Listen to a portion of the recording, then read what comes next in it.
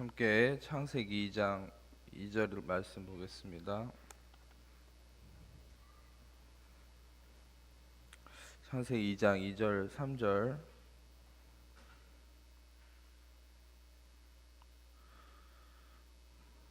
함께 읽겠습니다.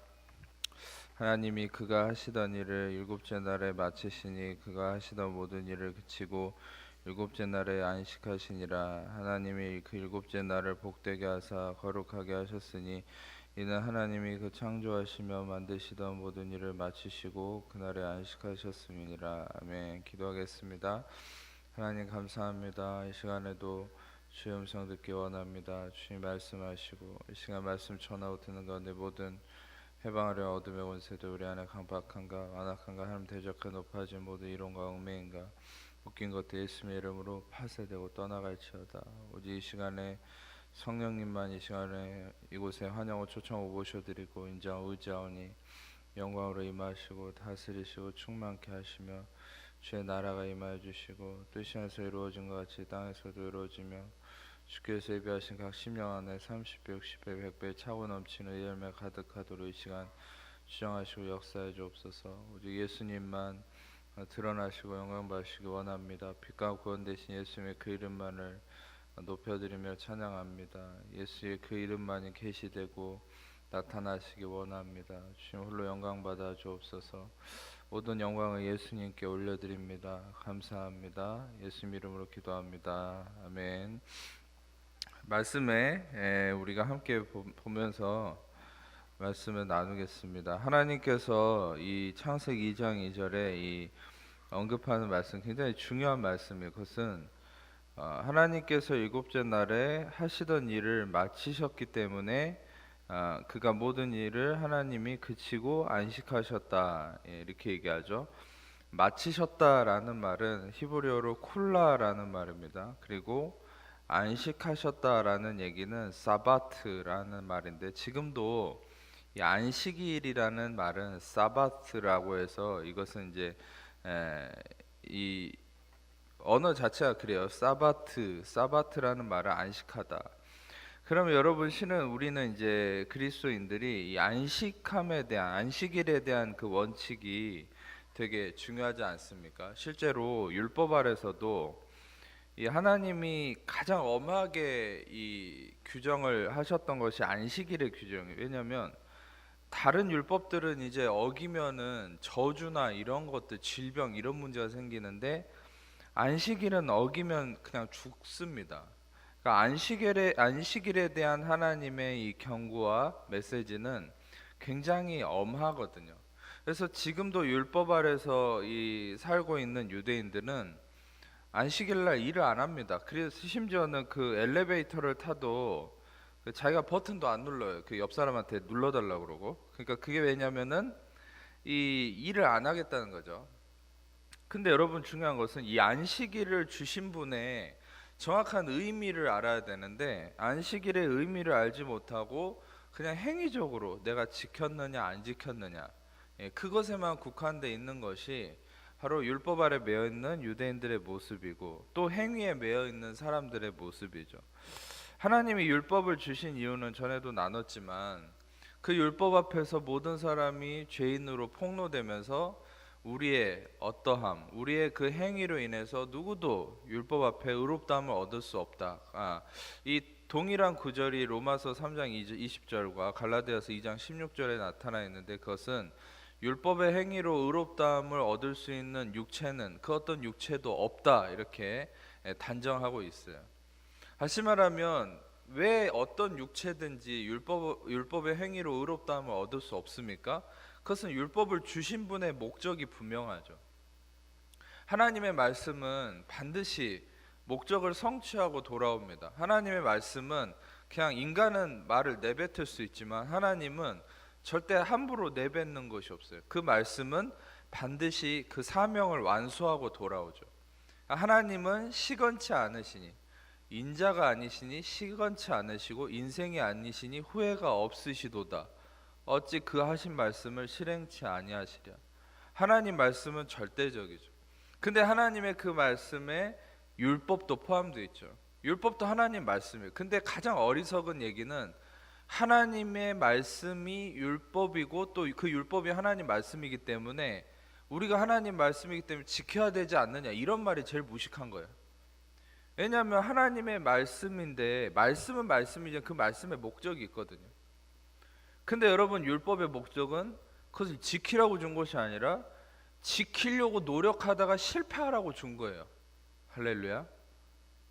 그러니까 실패를 해야 됩니다, 인간은 율법 앞에서. 근데 더 놀라운 사실은 이 실패를 인정 안 하려고 율법을 나중에 개정시켜버려요. 개정시켜버린 것이 지금의 623개의 율법입니다. 그러니까 지금 623개 율법은 진정으로 하나님 주신 율법이 아니에요. 개정된 버전이죠. 리버전. 다시 말하면 그 개정된 버전은 인간의 수준으로 지킬 수 있는 만큼 이렇게 어떤 양념을 쳐놓은 거예요. 그래서 지금도 유대인들이 율법을 지키려고 몸부림을 치죠. 또 크리스천들 중에서도 이 율법적인 잘못된 이해를 통해서 율법에 매여 있는 분들이 많아요. 실은 그 중에 가장 중요한 것은 안식일에 대한 부분이죠. 우리가 엄밀히 알아야 될 것은 교회사적인 부분에서 우리가 선교사님들을 통해 이 받게 된 교리의 신학의 중심은 바로 청교도 신앙이죠. 청교도 신앙은 조선 땅에 오셨던 선교사님들을 통해서 그 신학이, 청교도 신학이 다 들어와서 이 조선 땅에 유교적, 안 그래도 유교적으로 율법적으로 매여 있는 이 조선 사람들한테 그 청교도 신앙까지 전해버렸으니 얼마나 율법적으로 매이겠습니까? 근데 이 청교도 신앙의 근간은 미국 땅의 본토에 전해졌던 칼빈이즘이에요. 그게 그 칼빈이즘이라고, 칼빈 신학이 이 유럽에 나타났을 때 그게 스위스로 갔을 때는 위그노파가 되고, 스코틀랜드는 우리가 속해 있는 제가 속해 있는 장로교, 네덜란드는 개혁교회, 그게 이제 영국에 가서 칼빈 신학이 이 퓨리터니즘, 청교도가 된 거예요. 이 왜 미국으로 건너간 줄 아십니까? 그거는 신앙을 지키기 위해서 건너간 게 아니에요. 엄밀히 얘기하면, 신학적으로 정확히 분석하면 그곳에서 영국 국교회라는 성공회가 있었는데, 성공회 이 뭡니까? 성공회가 좀 많이 타락했었어요. 그래서 그 성공회와 마찰이 많았죠. 이 칼빈이즘, 이 청교도들은. 그래서 그곳에서 영국에서 탈출한 겁니다. 그래서 자신들만의 칼빈 정신에 입각한 신학, 어떤 그런 교리를 지키기 위한 게 퓨리턴 청교도 신학이에요. 그 청교도 신학이 미국 땅에 건너가서 엄격한 금욕주의, 엄격한 경건주의, 그것으로 고착화된 게 지금의 청교도 신학이고 미국 신앙의 근간입니다. 그러면 여러분, 우리는 굉장히 훌륭하다고 생각하죠. 열심히 안식일을 지키고 목욕 재개해서 주의를 지키고 생명처럼 신앙을 지키고. 여러분, 근데 중요한 건 미국 사람들이 신앙을 지키고 어떤 하나님을 근간으로 하는 미국 땅을 만들었다고 생각하지만, 여러분, 제가 매번 갈라디아서를 말씀드렸듯이 갈라디아 교회 자체도 은혜로 시작했는데 그 율법이 섞여진 것처럼, 물론 미국 땅에 전해진 청교도 신앙 그 자체가 순수한 어떤 믿음의 정신이 있긴 하지만 그것에 율법이 섞여서 변질된 부분도 많다는 거예요. 그 열매가 뭐냐면 바로 지금의 미국의 젊은이들은 다 예수 안 믿습니다. 제가 전에도 언급했는지 모르지만 미군 군목 중에 한국계 군목이 있어요. 어떤 분이. 근데 그분은 30살이 다 돼가지고 미국에 이민 가셨어요. 왜냐? 그분들은 젊은이들을 선교하려는 정신을 갖고 계셨는데 어느 날 이 미국 젊은이들에 대한 기사를 보다가 너무 충격을 받고, 문화적으로는 기독교 국가지만 미국 젊은이들은 예수님이 없다. 그래서 결국 그분이 미군 군에 들어간 이유는 미국의 젊은이들을 선교하고자 미군 군목으로 가신 거예요. 30살이 넘어서. 여러분, 지금의 미국 젊은이들은 예수 안 믿습니다. 문화적으로만 예수를 알지. 왜입니까? 바로 그 뿌리가 되는 그 근간이 바로 뼈저린 율법주의가 그 미국 땅을 덮고 있는 거예요. 여러분, 무조건 우리는 신앙생활을 잘한다고 해서 좋은 열매가 나는 것이 아닙니다. 제가 매번 말씀드렸듯이 올바른 믿음, 올바른 말씀의 진리의 뿌리를 내리는 복음적 올바른 믿음이 올바른 열매를 맺게 하는 것이에요. 아멘. 아멘. 여러분이 아셔야 될 건 무조건 예수 잘 믿으면 된다? 누가 그럽니까? 성경에 그런 말이 있습니까? 무조건 예수 잘 믿으면 그냥 천국 가고 망고 땡이다. 성경에 그럽니까? 아니죠. 그런 말은 없어요. 오직 그리스도의 말씀을 통한 복음의 뿌리를 둔 믿음이 있어야 되는 거예요. 아멘. 여러분들 중요한 것은 우리는 그걸 알아야 돼요. 신앙생활이라고 했을 때 여러분들의 신앙생활의 뿌리는 어디에 근간을 두고 계십니까? 제가 방금 말씀드렸듯이 그 청교도 신앙, 우리 조선 땅에 들어왔던 청교도 신앙의 뿌리는 어디 있었냐면 바로 그게 안타까운 거예요. 선교사님들의 그런 헌신과 희생은 너무 아름다운 거지만 그들이 이 땅에 전해줬던 신학의 근간은 어디냐면 우리가 얼마나 경건한가, 우리가 어떻게 안식일을 지키고 우리가 어떻게 기도하고 어떻게 신앙생활을 하나, 내가 어떻게 하는지에 대한 나에게 중심이 있는 거예요. 나에게. 근데 여러분, 이 성경에서 얘기하는 신앙의 중심은 나에게 있지 않아요. 바로 그리스도에게 있어요. 아멘. 아멘. 여러분, 중요한 것은 이 나에게 있는 신앙의 중심이 그리스도로 옮겨져야 여러분 삶의 생명의 열매가 생깁니다. 아멘. 누구든지 예수님을 주로 신한 자는 천국 가요. 여러분 제사 안 받고 여러분 천국 갑니다. 지금 죽으셔도 천국 갑니다. 의심의 여지가 없어요. 그러면 어떤 분들은 그렇게 반문하실 겁니까? 그냥 예수 믿고 천국 가면 됐지 뭘 그렇게 따집니까? 혹시 이런 분들 계십니까? 여러분 실은 그렇지 않죠. 천국만 간다고 다 그냥 이 땅에 살면 그냥 내가 어떻게 신앙생활 하든 뭔 상관이 이렇게 얘기할 수 없는 것이에요. 우리는 이 땅에서도 하나님 나라를 경험하고 하나님의 나라를 이 땅에서 이루어가면서 하나님의 열매를 통해서 왕노릇하고 생명을 누리는 삶을 이 땅에서부터 살아나가야 되는 게 우리의 본질이죠. 맞습니까? 근데 여러분 중요한 것은 그냥 열심히 믿고 예수님 잘 믿으면 된다.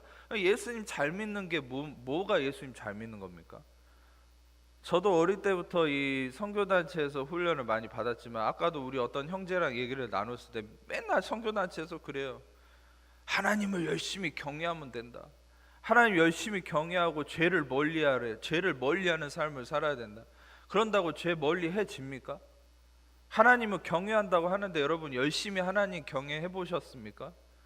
하나님을 여러분이 얼만큼 경외할 수 있습니까? 그러면 여러분의 노력으로 하나님을 경외한다는 것이 정확히 무슨 의미인 줄 아십니까? 아무도 몰라요. 잘 그걸 지킬 수 있는 사람도 없어요. 특히 선교단체에서는 하나님 경외해라, 죄를 멀리해라 이런 얘기를 주구장창 해야 되는데 저도 예수전도단에서 10수년을 훈련받았던 사람이니까 잘 알아요. 근데 여러분 우리 인간은 그것을 인식하고 그것을 향해 달려갈수록 실패합니다. 여러분 하나님을 경외하는 마음, 죄를 멀리하는 마음, 이 모든 것들이 다 어디서 나올 수 있습니까? 바로 그리스도의 믿음으로부터 나오는 거예요. 나의 믿음이 아니라. 그리스도의 믿음이라는 게 뭡니까? 모든 것이 그리스도가 뿌리가 되는 거예요. 아멘. 예수님이 뿌리가 되는 믿음. 여러분 제가 여러분들에게 정말 적나라하게 한 가지 도전하자면 제발 여러분 자신한테서 좀 나오십시오. 제발 여러분 자신에게서 좀 시선을 돌리세요. 여러분 항상 믿음이 내가 뭘 어떻게 해야 됩니까? 내가 뭘 이거를 해야 됩니까? 말아야 됩니까? 항상 거기 있는 거예요. 그러니까 해결이 안 되는 거예요. 신앙이. 내가 아닙니다. 그리스도가 무엇을 하셨는지에 집중해야 되는 거예요. 아멘. 내가 뭘 하냐 안 하느냐 그게 중요한 게 아니라니까요. 제발 그것에서 시선을 떼는 순간 여러분의 신앙은 바뀌는 거예요. 아멘. 여러분이 뭘 하냐 마냐 그걸 고민하는 걸 이제 멈추시라고요. 내가 이걸 목사님 해야 됩니까? 말아야 됩니까? 뭐 심지어 술을 마셔도 됩니까? 아닙니까? 그냥 냅두세요. 제발 신경 쓰지 마세요. 그냥 예수님을 바라보세요. 예수님이 어떻게 하셨는지, 그분이 무엇을 말씀하셨는지, 그분이 십자가를 어떻게 지셨는지, 그분이 하신 것에만 집중하세요. 그리스도의 말씀을 들으세요. 아멘. 그러면 여러분들의 행위는 저절로 그분을 통한 열매로 인해서 바뀌게 되는 거예요. 아멘. 근데 우리의 신앙은 전에도 얘기했지만 교회사적으로 바울의 철저한 은혜 복음이 바울의 제자들에 의해서 또 변질됩니다. 행위가 첨가되고 율법이 첨가되고 나중에 어떻게 되냐면 바로 사도 요한이 이것을 경계하려고 이 로마서 다음에 쓴 게 요한복음이에요.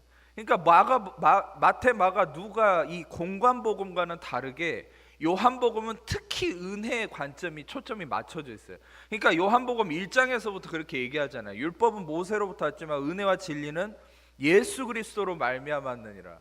다시 말하면 이 은혜의 중심이었던 바울, 근데 그 제자들이 또 인간의 육신적 행위를 첨가하니까, 금욕주의, 경건주의 이런 걸 첨가하니까 요한은 다시 한번 요한복음이라는 책을 통해서 경계시키는 거죠. 다시 은혜로 돌아가라. 율법이 너희의 주소가 아니다. 행위가 너희의 주소가 아니다. 은혜가 너희의 중심이 돼야 된다. 예수 그리스도가 너희의 중심이 돼야 된다. 여러분, 실은 많은 신학도 마찬가지예요. 루터도 종교개혁을 일으켰을 때 그 시초가 됐던 어거스틴을 통해서 철저한 은혜가 중심이 된 신앙이었지만, 그 와중에 제자들을 통해서 루터의 제자들은 독일에서 나중에 경건주의를 만들어냅니다. 그의 뭡니까, 인간의 행위와 원칙을 첨가해서. 그게 또 변질되는 거예요. 칼빈도 마찬가지예요. 칼빈도 처음에는 완전한 은총, 그러니까 하나님의 완전한 은혜를 기준으로 하는 신학을 폈지만, 칼빈의 제자들은 또 거기다가 이 행위를 첨가해요. 그러니까 결국 인간의 신학의 역사는요, 계속 인간의 행위가 첨가되는 거예요. 근데 하나님은 늘 원리를 말씀드리거든요. 하나님은 늘 씨앗을 말씀하시거든. 늘 그 씨앗, 그 중심은 뭡니까? 바로 예수 그리스도예요. 아멘. 근데 예수 그리스도에다가 자꾸 오전에도 나눴지만 자꾸 첨가시키는 거예요. 인간의 육신을, 인간의 성과, 인간의 노력, 인간의 행위를 자꾸 첨가했다가 뺐다가 이걸 중심으로 만들어. 그러니까 결국 우리의 신앙생활은 항상 뭐가 고민입니까? 내가 이거 해야 되나 말아야 되나, 이거 할까 저거 할까, 나는 이걸 못하는데, 기도를 못하고 있는데, 난 이러면 안 되는데. 항상 뭐가 고민이야? 내가 고민이야. 내가. 그 나를 떠나야 여러분들의 신앙생활에 열매가 생겨요. 아멘. 제발 내가 고민이 아니라 그리스도가 여러분의 모든 것의 중심이 되셔야 돼요. 그리스도는 늘 가운데 서셨다 그래요. 계시록에 금초대 사이를 거니시는 예수님, 그 사이, 그 가운데, 헬라어로 메소스라고 얘기합니다. 히브리어는 다회크라는 건데, 그거는 항상 in the midst of, 항상 가운데. 예수님은 항상 중심에 서기를 원하세요. 여러분, 그 인간이 항상 그 중심을 차지하려고 그러죠. 근데 예수님도 중심을 차지하려고 그래요. 우리는 야곱처럼 어쩌면 늘 싸움을 하고 있는지도 모르겠어요. 예수님과. 예수님이 우리의 삶의 중심을 차지하려고 하고, 나도 내 삶의, 내 자신의 중심을 차지하려고 하고 늘 싸우는 거죠. 근데 야곱이 이 천사와 씨름했을 때 결국 어떻게 됐습니까? 야곱이 씨름에서 져버리는 순간에 축복이 임했죠. 할렐루야. 여러분이 예수님과 씨름하는 거를 이제 포기하시고 져버리세요. 여러분이 이겨 먹으려고 그러고 여러분이 중심을 차지하면 결국 힘든 삶이 되는 거예요. 결국 또 실패하는 거예요. 결국 또 넘어지는 거예요. 여러분, 우리의 모든 삶은 하나님이 중심, 예수님이 중심을 차지하기 원하세요. 그러니까 예수님께서 오늘 말씀에 또 한 가지 말씀 같이 볼게요. 마태복음 12장 1절에서 8절 스크린을 보시면 되겠습니다. 마태복음 12장 1절에서 8절 저부터 읽을게요. 그때 예수께서 안식일에 밀과 사이로 가셨을 제자들이 시장하여 이삭을 잘라 먹으니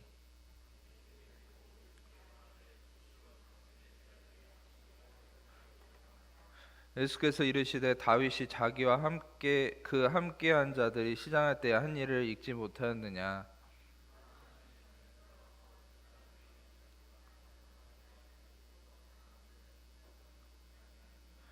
또 안식일에 제사장들이 성전 안에서 안식을 범하여도 죄가 없음을 너희가 율법에서 읽지 못하였느냐. 나는 자비를 원하고 제사를 원하지 아니하노라 하신 뜻을 너희가 알았더라면 무죄한 자를 정죄하지 아니하으리라. 이게 중요합니다. 같이 읽게요. 인자는 안식일의 주인이라 하시니라. 아멘. 요 인자는 안식일의 주인이다라는 요 말이 마태, 마가, 누가 공관복음에 똑같이 그대로 다 쓰여 있습니다. 그러니까 이 말은 뭐냐면 아주 중요한 의미라는 거예요. 여기서 인자는 안식일의 주인이다, 큐리오스, 즉 주님이다라는 건데, 바로 예수님이 안식일의 주인인데 이 율법주의자들은 뭐라고 얘기하는 겁니까? 지금 왜 당신은 안식일을 안 지키냐는 거예요. 여러분, 안식일을 주신 분이 안식일을 지키든 말든 그게 뭔 상관이에요? 한번 허심탄회하게 얘기해 보세요. 안식일을 주신 분이면 안식일을 지키든 말든 자기 마음 아닙니까? 안식일의 주인인데 안식 안 지키면 그걸 뭐 저주 받습니까? 안식일을 주신 분이 우리를 위한 그분의 어떤 깊은 그분의 뜻이 있기 때문에 안식일을 준 거죠. 근데 그 하나님의 마음을 알지 못하고 안식일을 지키냐 안 지키냐 여기에 매여 있는 거예요. 그러면서 심지어 예수님 뭐라고 얘기하죠? 5절에 보면은 안식일에 제사장들이 성전 안에서 안식을 범하여도 죄가 없다. 이 성전 안에서 안식일을 범하여도 제사장들은 죄가 없다. 심지어 이렇게 얘기하는데 안식일을 주신 분에게 안식일을 안 지킨다고 정죄하는 거죠. 예수님에게. 여러분, 어쩌면 우리의 그 나 중심된 율법의 행위가 중심된 나의 신앙생활은 어떨 때는 하나님조차도 여러분 우리가 정죄하고 있는지 몰라요. 하나님 그러시면 되겠어요? 이런 식으로. 나는 이거 잘 지키고 있는데. 네. 여러분, 실은 그게 율법의 맹점이에요. 율법을 주신 분이 어떤 의미로 율법을 주셨는지를 간과하고 있는 것이죠. 이 제자들의 어떤 이런 행위들을 이 율법주의자들이 탓한 것은 다시 말하면 그의 행위가 중심됐기 때문에 예수님의 행위만 보지 예수님의 진짜 뜻을 보지 못하는 것이죠. 예수님의 안식일의 주인이라는 것은 무슨 의미입니까? 그것은 안식일의 주인이신 예수님은 바로 안식일을 어떤 의미로 지금 얘기하고 있는 것입니까? 창세기 2장 아까 2절을 읽었죠. 하나님이 하시던 일을 마치셨다, 쿨라 하셨기 때문에 그분이 사바트, 안식하셨다. 즉 여러분, 십자가에서 예수님이 테텔레스타이, 다 이루었다, it is finished, 다 이루었다 얘기하시죠. 근데 예수님께서 십자가에서 다 이루었다라고 얘기하셨을 때 그 히브리어로 쓰여진 신약 성경을 읽어보면 예수님이 다 이루었다라고 하신 그 말씀은 히브리어로 쿨라라고 되어 있습니다. 다시 말하면 창세기 2장 2절에 하나님께서 마치셨다라는 그 말과 동일한 말이에요. 예수님께서 십자가에서 다 이루셨다. 창조 때 다 이루셨던 거, 예수님은 구원을 다 이루신 것이죠. 그리고 예수님이 다 이루심으로 쿨라, 다 이루심으로 어떤 일이 일어났습니까? 바로 예수님 안에, 예수님을 믿는 모든 자들은 그분의 마치심, 구원의 완성하심을 통하여서 안식함으로 들어가는 거예요. 아멘. 아멘. 안식함으로 들어간다는 것이 굉장히 중요한 말입니다. 다시 말하면 아까 방금 예수님께서 내가 안식의 주인이다, 안식일의 주인이다, 이 말씀과 어떻게 연관이 됩니까?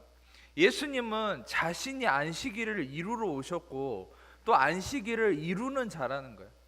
즉 자신 안에만 안식이 있다는 겁니다. 근데 율법주의자들은 어떻게 얘기하는 겁니까? 내가 무엇을 그 안식일을 지켜서 안식함을 이루려고 하는 거죠. 근데 예수님은 얘기하는 거죠. 너희가 안식일을 지키고 너희가 안식을 이루는 것이 아니라 너희가 내 안에 거할 때 나를 통해서 안식을 이루게 될 거다라는 거예요. 아멘.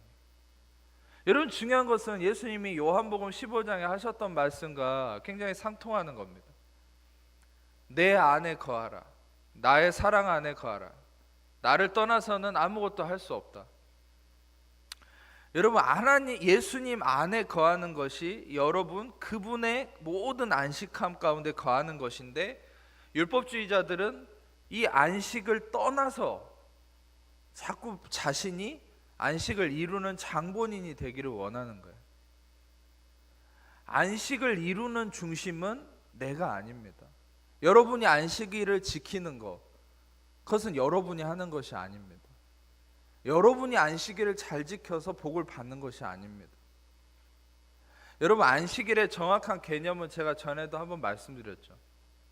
안식일은 원래 유대인들에게 있어서 토요일이 안식일이에요. 근데 이제 이것이 그 기독교가 로마의 국교화 됐을 때, 원래는 토요일이었는데 초대교회는 안식일을 어떻게 지켰냐면은 그 유월절과 부활절을 같은 날로 의미해서 토요일 다음 날, 부활하신 예수님 부활하신 그날을 안식일로 지켰죠. 그게 바로 이제 우리의 지금의 일요일입니다. 토요일 다음 날.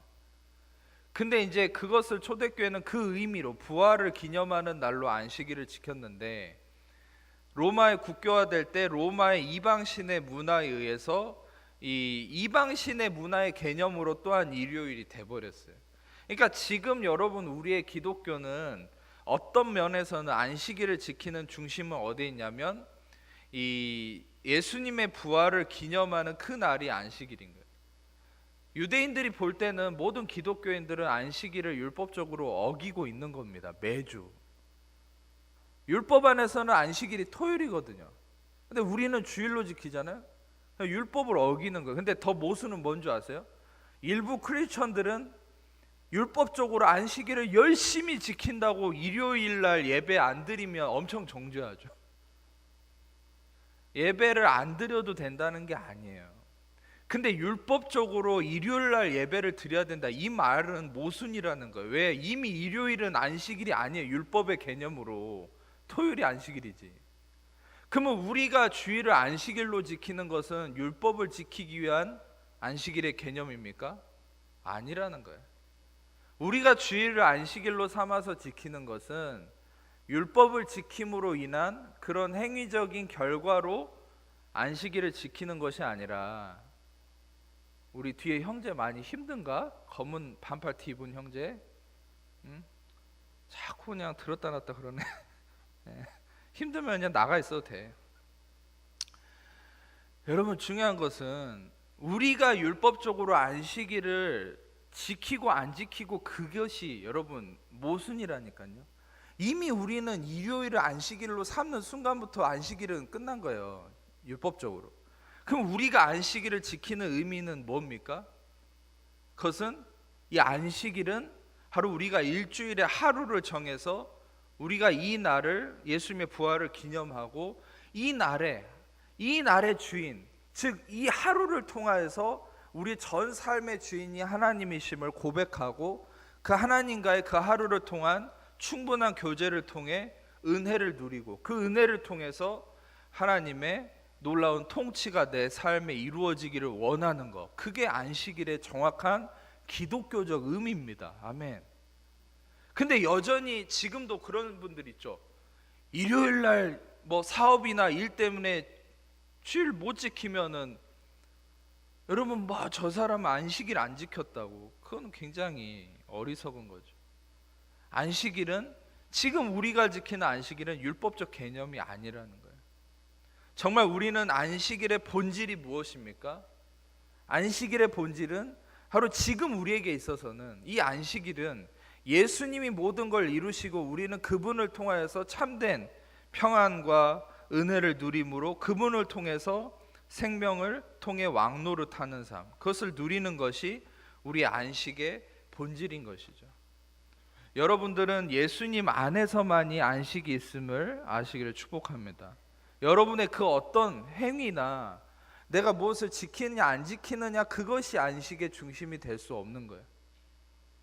여러분이 지키는 것도, 어떤 면에서는 무언가를 지키는 것도, 주일날을 정해서 예배를 나오는 것도, 그것은 오늘 예배 안 드리면 저주를 받기 때문에 그것이 아니에요. 오늘 예배를 드리는 이유는 무엇입니까? 그것은 오늘 예배를 통한 하나님의 은혜를 기대하고 사모함으로 나오는 것이죠. 그 하나님의 채우심과 도우심을 기대함으로 나오는 것입니다. 여러분, 예수님의 참된 은혜, 그것은 무엇입니까? 그것은 우리가 예수님이 다 이루셨음, 그것으로부터 시작하는 거예요. 어떤 면에서는 안식일을 내가 지키냐 안 지키냐, 내가 율법을 지키냐 안 지키냐, 그것은 무엇입니까? 내가 자꾸 무언가를 완성하려는 그 핵심이 되는 거죠. 근데 예수님은 아까도 창세기 2장 말씀을 나눴지만, 예수님이 자신이 안식일의 주인이고 하나님이 모든 걸 마치셨기 때문에 우리가 안식으로 들어가는 것은 무엇입니까? 그것은 다 이루었다는 것에 초점을 맞추는 거예요. 우리 기독교인들은, 새 언약은 모든 것이 예수님을 통해서 다 이루셨음을 통해서 나아가는 겁니다. 우리가 그것을 이루기 위해 노력하는 삶이 아니라. 자, 이제 말씀을 또 한 가지 보겠습니다. 히브리서 10장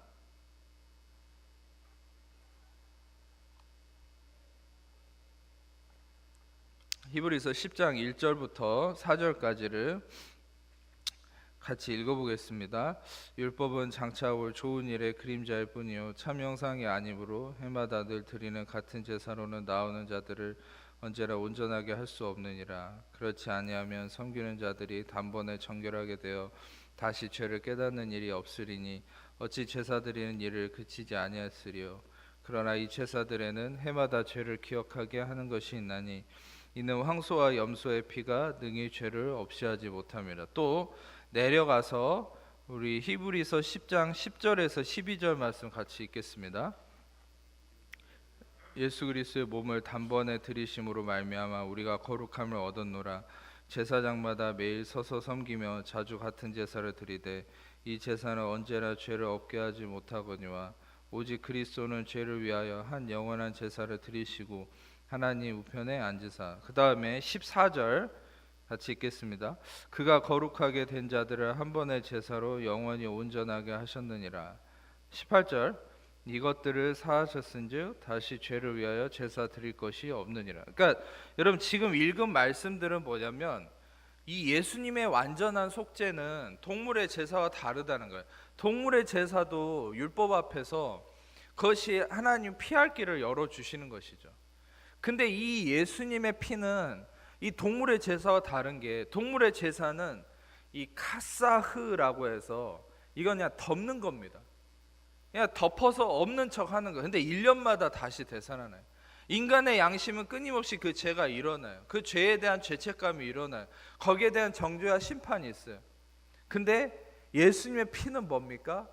18절에 방금 읽었던 것처럼 다시 죄를 위해서 제사 드릴 것이 없다. 완전한 속죄가 이루어졌다.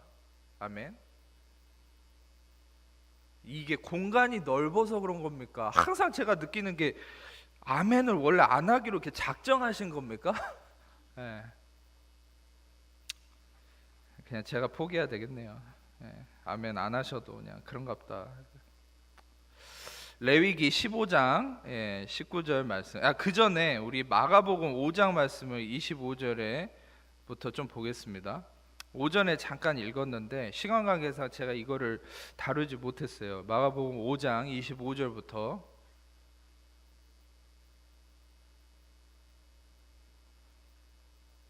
25절부터 29절까지 한번 같이 읽겠습니다. 시작.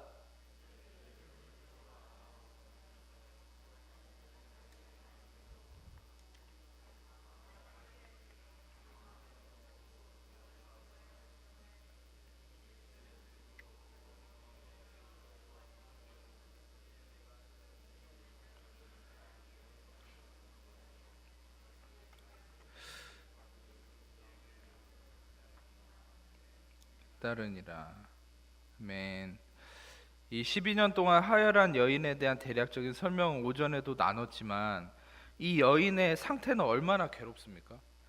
여성이 12년 동안 피를 계속 흘린다고 생각해 보세요. 그 자체도 괴로운데 26절에 보면은 많은 의사에게 괴로움을 받았고 가진 것도 다 허비했고. 여러분, 얼마나 힘든 삶입니까? 효염도 없고 도리어 더 중해졌다. 더 심각해진 거죠, 병이. 그러니까 얼마나 상태가 최악입니까, 말 그대로. 근데 더 최악이라는 사실을 여러분들에게 알려드리기 위해서 이 율법을 알려드릴게요. 레위기 15장 19절, 레위기 15장 먼저 19절입니다. 같이 읽겠습니다. 어떤 여인이 유출하되 그의 몸에 그 유출이 피면 이레 동안 불결하니 그를 만지는 자마다 저녁까지 부정할 것이다. 그 다음에 25절, 만일 여인의 피의 유출이 그의 불결기가 아닌데도 여러 날이 간다는지 그 유출이 그 부정을 유출하는 모든 날 동안은 불결한 때와 같이 부정한즉. 자, 이런 상태죠. 이 여인은 율법에 대해서도, 레위기에 언급된 율법 안에서도 굉장히 부정한 자입니다. 얼마나 잔인합니까? 이 사람을 배려하고 치료를 위해 노력하는 게 아니라 그냥 부정하다고 치부해버리는, 그게 율법이에요. 근데 이런 잔인한 율법 아래 있고 싶지 않죠. 근데 15장 29절에서 30절, 그래서 하나님은 이 피할 길을 주시죠. 뭡니까? 읽어볼게요. 그는 여덟째 날에 산 비둘기 2마리나 집 비둘기 새끼 2마리를 자기를 위하여 가져다가 회막 문 앞 제사장에게로 가져갈 것이요, 제사장은 그 한 마리는 속죄제로 다른 한 마리는 번제로 드려 유출로 부정한 여인을 위하여 요 앞에서 속죄할지니라. 다시 말하면 이제 그것도 바로 속죄도 아니고 7일을 지나서 8일째에 속죄 제사를 드려야 됩니다. 아샴이라고 하는 속죄 제사. 그 다음에 올라라는 번제 제사를 드려야 돼요. 그러니까 이런 제사를 통해서 이에 부정함이 없어지지만, 그것도 완전한 없어짐이 아니죠. 아까 히브리서 10장에 얘기한 것처럼 완전한 죄사함이 아니라 그냥 죄사함을 이루는 것의 모형일 뿐입니다. 본질은 예수 그리스도가 오실 때까지 기다려야 돼요. 그러니까 예수 그리스도가 오셔야만 완전한 죄사함이 이루어지는. 근데 예수 그리스도 오셨어요. 이 여인은 모든 것이 망가져 있었어요. 근데 여러분, 이 여인이 어떤 행위를 했습니까? 예수님의 옷에만 손을 대어도 구원을 받으리라 생각했다 그러죠. 28절에, 마가복음 5장 28절에, 지금부터 잘 들으세요. 마가복음 5장 28절에 내가 그 옷에만 손을 대어도 구원을 받으리라 생각했다, 이렇게 얘기하는데, 생각하밀러라가 헬라어로 그냥 thinking, 생각함이다가 아니라 레고라는 말로 되어 있어요. 레고, 그 레고가 아닙니다. 레고. 이건 뭐냐면 speak, 말하다는 거예요. 이야기한다는 거예요. 다시 말하면 이 여인은 그냥 생각만 하는 게 아니에요. 말을 선포한 거예요. 뭘 선포한 겁니까? 예수님을 만지면 내가 살리라. 할렐루야. 그래, 제발 아멘 좀 하시라는 거예요. 여러분, 생각한다고, 여러분의 머리로 생각한다고 이게 이루어지는 게 아니에요. 매번 말씀드리지만 제가 뭐 기도원에서 맨날 아멘 주장하는 그런 사람이 아니잖아요. 근데 다 말씀적 근거가 있어서 아멘 하라는 건데 왜 안 합니까? 할렐루야. 이게 그러니까 선포가 중요한 거예요. 마음으로 믿어 의뢰하고 입으로 시인해서 구원에 이른다고. 지금 이 여자도 원어로는 이 생각한다는 게 틀렸다니까요. 번역이 원어로는 레고, 말했다는 거예요. 증언했다는, 이야기하고 다녔다는 거예요. 나는 사람들한테 만날 때마다 이 사람은 그런 거예요. 소문을 듣고 나는 저 예수님을 만지면 나을 것 같아, 나는 저 예수님을 만지면 치료가 될 것 같아, 이러고 선포 다 하고 다닌 거야. 할렐루야. 여러분, 입으로 말하세요. 여러분의 소망을 선포하세요. 여러분의 믿음을 선포하세요. 생각만 하지 마세요. 아멘. 이 여인이 그래서 예수님에게 손을 댔죠. 손을 댔는데, 여러분 중요한 것은 여기 성경상에는 등장하지 않지만 예수님에게 손을 댔을 때 여러분 이 부분이 중요합니다. 예수님은 옷을 항상 입고 있었는데 유대인 남성들이 입는 공의의 겉옷이라는 옷의 명칭이 있어요. 이 공의의 겉옷이라는 옷의 명칭이 뭐냐면 타켈릭이라는 겁니다. 타켈릭. 타켈릭이라는 건데, 이 긴 옷술이 있거든요. 이렇게 길게 느려뜨려진 옷술이 있는데 그것을 공의의 겉옷이라고 그러고, 왜 그것을 입고 다니냐면 유대인들은 이게 바로 의로움의 표징이에요. 경건함의 표징이죠. 근데 예수님에게 있어서 그 타켈릭이 있었어요. 유대인 남성이 입는 옷이죠. 근데 그 타켈릭을 만진 거예요. 그러니까 이 여인은 지금부터 굉장히 영적으로 깊은 겁니다. 이 여인은 예수님의 그 탁헬릭을 만졌어요. 그래서 치유가 곧바로 이루어졌어요. 근데 여러분 잘 들으세요. 이 탁헬릭이라는 이 옷, 이 언어에 어근이 되는 말이 뭐냐면 바로 칼라라는 말이에요. 칼라, 히브리어로. 근데 칼라는 무슨 말이냐면 바로 마친다, 완성한다는 얘기예요. 그리고 이 칼라는 어디서 온 말이냐면 아까 얘기했죠. 다 이루었다. 쿨라라는 말에서 왔어요. 그러니까 쿨라, 칼라, 타켈릭 다 무엇입니까? 다 이루었다. finish it, 완성됨, 성취됨. 즉 여러분 이 여인은 무엇을 만진 거죠? 예수님의 다 이루심, 완성하심, 성취하심. 그것을 만졌을 때 치유 역사가 나타난 거예요. 여러분 우리가 언제 주님의 치유와 능력을 경험할 수 있습니까? 그것은 내가 뭔가를 완성하기에 노력하는 그 순간에 우리는 실패할 수밖에 없어요. 좌절할 수밖에 없어요. 우울해지고 우리는 막연한 허무함 속에 빠지는 것이죠. 근데 여러분 안에 참된 오전에 나눴던 것처럼 확실한 소망, 엘피스, 확실한 소망과 그 어떤 하나님 주시는 기쁨과 성취가 이루어지는 순간이 언제입니까? 그것은 예수님이 십자가를 통하여서 다 이루셨음을 바라보고 그것을 확신하고 그것을 붙잡을 때에 여러분들의 삶에 열매가 나오는 거예요. 아멘. 그것이 안식함이에요. 예수님의 다 이루셨음을 만질 때에 안식이 성취되는 거예요. 아멘. 여러분 제가 쉽게 한 가지 말로 한 문장으로 여러분에게 정리해서 도전을 해드리자면 여러분이 성취하려고 하지 말고 예수님의 성취하심에 여러분을 던지십시오. 예수님이 성취하셨음을 의지하세요. 여러분이 성취하려는 노력을 멈추세요. 하나님 제가 이걸 이루려면 뭘 더 해야 될까요? 하나님 이것을 이룰 수 있도록 도와주세요. 여러분 그 기도를 해도 물론 하나님이 은혜를 부으셔서 도와주실 수 있겠지만 그런 기도는 굉장히 응답이 더딥니다. 왜냐하면 내가 중심되기 때문에. 근데 그런 기도가 아니라 여러분의 기도는 이런 기도로 바뀌었으면 좋겠어요. 그건 뭡니까? 예수님의 십자가를 통해 이미 다 이루셨음을 믿습니다. 예수님이 다 이루셨음을 의지합니다. 예수님의 다 이루셨음에 나를 의탁합니다. 주님이 이루어 주옵소서. 주님께 온전히 나의 모든 것들을 의탁하는 것이죠. 예수님이 다 이루셨음을 의지함으로. 아멘. 그러면 여러분들의 삶은 무엇이 씨앗이 돼서 열매를 맺는 겁니까? 여러분의 노력이나 여러분의 어떠한 근거가 아니라 여러분의 경험이나 여러분의 그 삶의 어떠함이 아니라 예수님의 다 이루신 십자가가 근거가 돼서 여러분의 삶의 열매를 맺기 시작합니다. 그것은 확실합니다. 그것은 그 누구도 따라할 수 없습니다. 그것은 완벽합니다. 그것은 누구에게나 최고의 만족을 주는 것입니다. 아멘. 그게 바로 십자가에서 이루어진 다 이루신 것에 대한 근거가 되는 믿음의 열매인 것이죠.